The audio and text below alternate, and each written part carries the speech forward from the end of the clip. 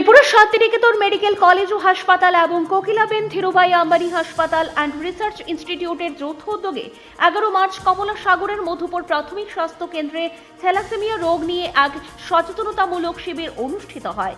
চিকিৎসক স্বপ্না সিনহা এই রোগের লক্ষণ ও প্রতিকার নিয়ে আলোচনা করেছেন। থ্যালাসেমিয়া রোগ কেন হয়, এই রোগ হলে মানব দেহে কি কি প্রভাব পড়ে, এর থেকে পরিত্রাণের কি পথ আছে, এই বিষয়ে বিস্তারিত আলোচনা করেছেন চিকিৎসক স্বপ্না সিনহা। তাই বিয়ের আগেই পাত্র পাত্রীকে থ্যালাসেমিয়া রোগ আছে কিনা তার পরীক্ষা করতে হবে, তবেই এই রোগ দ্রুত ছড়াবে না। শিবিরে এলাকার বেশ কিছু যুবক যুবতী সহ সাধারণ মানুষ উপস্থিত ছিলেন। থ্যালাসেমিয়া রোগ হলে এর খরচ অনেক বেশি লাগে। অনেক পরিবার এই রোগের চিকিৎসা করাতে গিয়ে একেবারে নিঃস্ব হয়ে যায়। তাই এই রোগ সম্পর্কে সচেতনতা বৃদ্ধি করা প্রয়োজন। ত্রিপুরাকে থ্যালাসেমিয়া রোগ মুক্ত করতে কাজ করে যাচ্ছে ত্রিপুরা শান্তিনিকেতন মেডিকেল কলেজ ও হাসপাতাল এবং কোকিলাবেন ধীরুভাই আম্বানি হাসপাতাল অ্যান্ড রিসার্চ ইনস্টিটিউট।